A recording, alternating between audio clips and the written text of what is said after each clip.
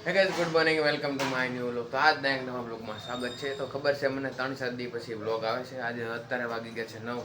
આ જો મમ્મી પોતા મારે છે અને બહારનું તમને વાતાવરણ દેખાડું. અમને 2 દિવસ તો વરસાદ આવતો હતો પણ હવે અત્યારે બંધ છે. 2 દિવસ જો આવું કાંક છે બહારનું.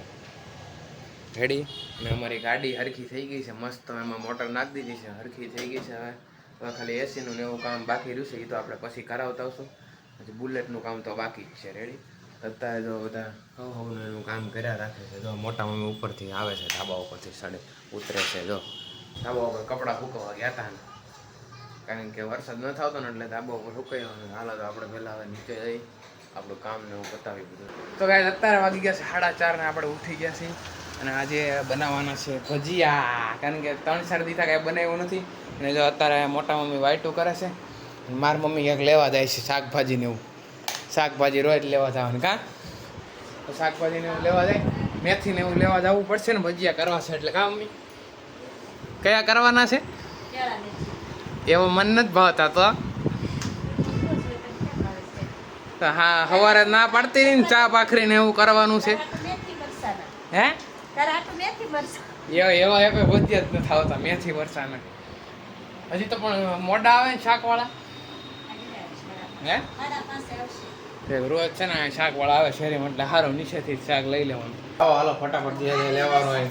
હે લાંબા મરચા લાવવા છે, મેથી ને બીજું એવું લાવવું છે. તે કાંઈ નહીં હાલો. તો ગાય હું જાઉં છું ધાણા અને મેથીને એવું લેવા, કારણ કે શાકવાળા મોડા આવે ને ભજીયામાં બધું સુધાર હોય ને એટલે વાર લાગી જાય. તો મેં કીધું હું લઈ આવી દઉં આ લોકોને. સારું કાં કાંઈ નહીં, હું લઈ આવી દઉં. હું લાવવાનું ભૂલાઈ ગયું પાછું કહેતો. 250 મેથી, 250 ધાણા, લાંબા મરચા 250, બધું 250. કાંઈ નહીં હાલો આપણે લેતા આવી પેલા ફટાફટ. બની ગયા તો આપો, ખાવા છે મારે. ફટાફટ સુધારો ને કેટલી વાર લાગે.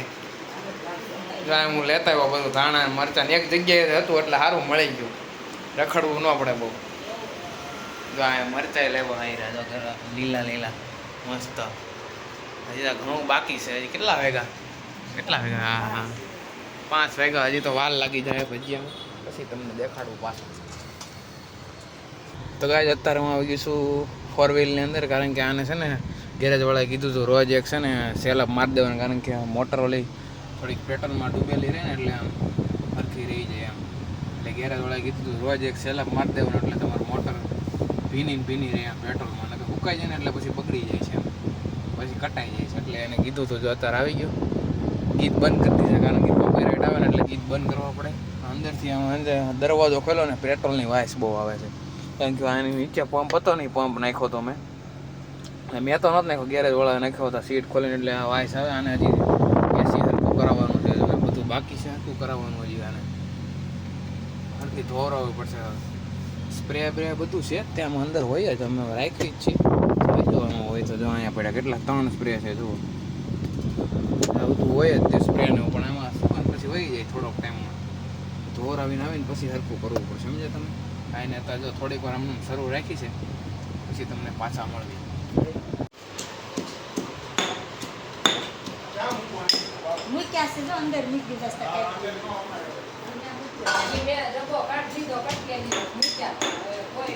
જેનો બનાવ્યા લે જો આ બધું આ લોટ ને બધું રેડી થઈ ગયું છે. હમણાં તળશે હવે. પછી આમાં શું છે, આ અલગ છે ને કેળાવાળા છે, એટલે કેળા મેથીના, આ ખાલી મેથીના. હમણાં થાય એટલે કાંઈક પછી મજા આવે ને ખાવાનું. હું મારા કોણ હરખો કરાવો જો તો આમાં ઓલી વોલ્યુમની ચાપ છે ને એ કામ મારા ઘણી નીકળી જતી હતી ને તો કરાવવા ગયો તો. અત્યારે આવ્યો હજી. હા ગરમી બહુ છે. કામની બનવા મીણા ભજીયા ખબર નથી ને બનવા મીણા. આ કયા બનાવીશું પેલા? હે કયા છે? કેળા વાળા છે કે ઓલા આદા કેળા મેથીના? આવડા ઝીણા કેમ છે? નાખો પાછા, નાખો કાસા છે. એ તો ગરમ લાગે તો એવું લાગતું, એવું કઈ ન હોય કઈ. અલગ અલગ છે જો મસ્ત ગરમ. હા મોટા મમ્મી ઉભો શાખે છે. જો આ છે ને કેળા વાળા, આ ભાવે મને તો વધારે. મીઠું મીઠું નાખો તો ભાઈ આ બળી નો દે તો અહીંયા ઓલું લાલ થઈ ગયું ફટાફટ લ્યો હે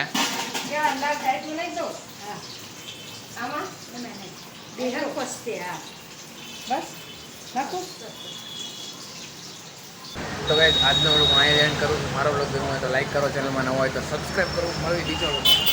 બાય બાય.